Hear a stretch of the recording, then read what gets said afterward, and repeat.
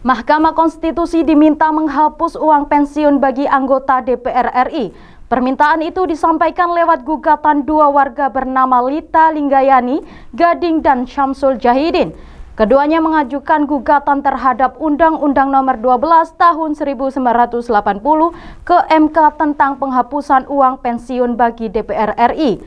Dilihat dari situs MK, Rabu, 1 Oktober 2025, pemohon mengajukan gugatan terhadap Pasal 1A, Pasal 1F, dan Pasal 12 UU Nomor 12 Tahun 1980 tentang hak keuangan administrasi pimpinan dan anggota lembaga tertinggi atau tinggi negara serta berkas pimpinan lembaga tertinggi atau tinggi negara dan bekas anggota lembaga tinggi negara.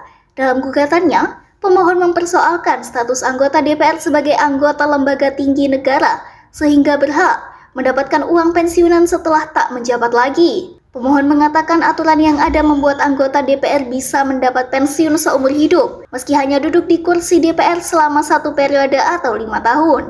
Menurut pemohon, ia merasa dirugikan dengan hal tersebut karena uang pajaknya digunakan untuk membayar pensiun itu. Hargai aspirasi, tapi semuanya itu ada aturannya. Kita lihat dulu aturannya, jangan maksudnya tidak bisa kita hanya berbicara kepada satu lembaga atau lembaga, tapi aturan ini kan menyeluruh. Kita lihat aturannya. Ya sebenarnya kalau anggota DPR itu kan hanya mengikuti karena itu produk undang-undang yang sudah ada sejak beberapa waktu yang lalu. Nah, apapun itu kami akan tunduk dan patuh pada putusan Mahkamah Konstitusi.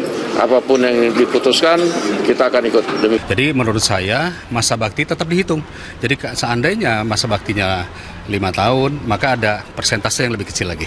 Kalau sudah 10 tahun, persentasenya misalnya lebih besar. Ada yang sudah katakanlah 3 periode 15 tahun, tentu ada namanya masa bakti. Artinya ini disamakan juga dengan masa bakti PNS yang sudah bertugas. Menurut saya itu sangat wajar sekali.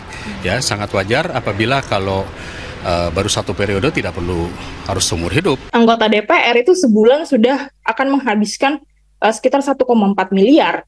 Dan tentu itu baru biaya yang besar dan untuk biaya 1 bulan begitu ya. Setahun itu kurang lebih akan mencapai 16,8 miliar. Dan ini kita bayangkan harus dibayarkan selama bertahun-tahun. Dan ini biaya yang tentu sangat besar gitu ya. Sehingga pengkajian terhadap pemberian pensiun seumur hidup ini perlu untuk dilakukan secara mendalam begitu.